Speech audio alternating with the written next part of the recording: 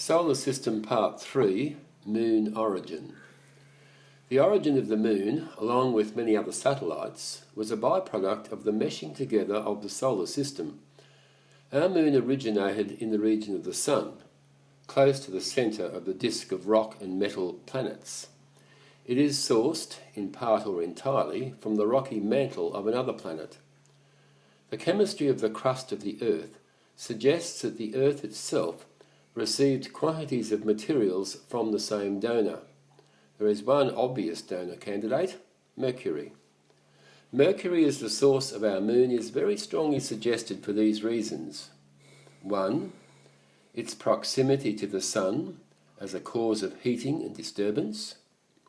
2. Its disturbed orbit, currently 7 degrees to the plane of the system. 3. Its depleted rocky mantle. And 4. Because meteorites analysed on Earth, which are believed to have come from Mercury or the vicinity of Mercury, have striking chemical similarities to the Earth and the Moon. Strong evidence that Mercury was the common donor planet. The production of moons from a donor planet requires sloughing of the rock mantle. The structure, chemical composition and spin rate of the donor governs the sloughing process. One aid is buried water, pressurised so as to greatly elevate the boiling temperature. If the pressure falls, boiling sets in with a rapid flow-on effect, propelling the overburden upwards. Catastrophic volcanism on Earth is often produced as an effect of superheated water. The donor planet became heated by gravitational stresses and perhaps by repeated impact of small bodies. If the donor planet was spinning very rapidly, perhaps due to impacts or from other causes, the outermost part of its rock mantle could have fragmented, achieved escape velocity, and been thrown into orbit around the donor planet. The donor planet lost part of its mantle through sloughing. This concurs with the model of the Australian professor Andrew Ringwood, outlined in 1989, Earth and Planetary Science Letters. He made Earth the donor. His findings could apply to any like planet. Exceptionally larger bodies amongst the sloughing fragments could become centres of gravitational accretion for a new planet. Such larger objects could originate in the donor planet itself, or they could have been near the donor planet when it sloughed. In our new and yet formative solar system, such miscellaneous objects would have been readily available.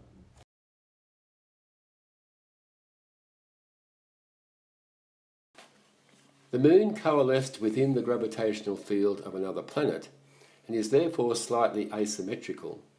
It is a sloughing product of a stony mantle and is therefore depleted in heavy materials such as iron. It is sourced from a planet similar to Earth and therefore has water bonded into its minerals, as does Earth. This readily available water helps explain the sloughing event. The first major event which depleted Mercury's mantle was a sloughing event. Part of the sloughing product went to form a significant proportion of our Moon.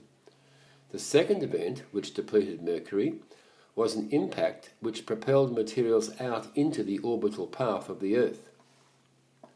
What potential high-speed impactors regularly course through the solar system? Comets, and they often travel close around the Sun at tremendous speed.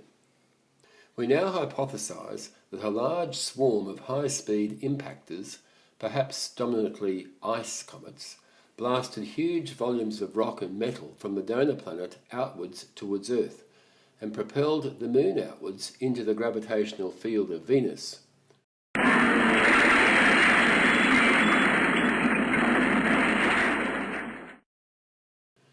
The Moon was captured by Venus, which is the morning star. Part of Mercury was captured by the Earth as fragments which were possibly propelled by the impact of ice comets. So we have a beautiful visual picture from space. Since time was young, for time immemorial, the bride of Christ, his church, that looketh forth as the morning, fair as the moon, Song of Solomon 6:10, was with Christ, the bright and morning star, Revelation 22:16.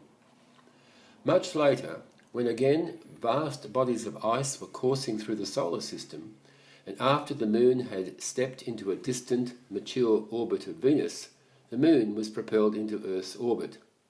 When the Moon was first propelled into Earth's orbit, the Moon and Earth were likely to suffer damage.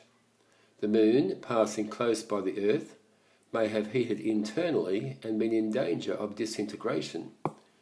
If we postulate that the Earth at that time boasted a ring of ice bodies in the way that other planets currently have rings, then the braking and guiding effect of the ring may explain why there was, in fact, minimal damage.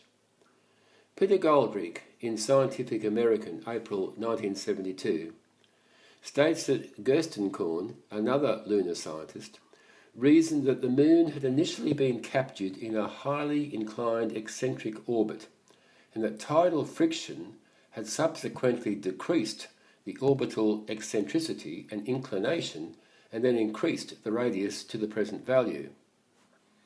Over time, our satellite's orbit became near circular and tended toward the plane of the Earth's equator. The most mechanically stable orbit is in the plane of the equator, from which it is currently offset.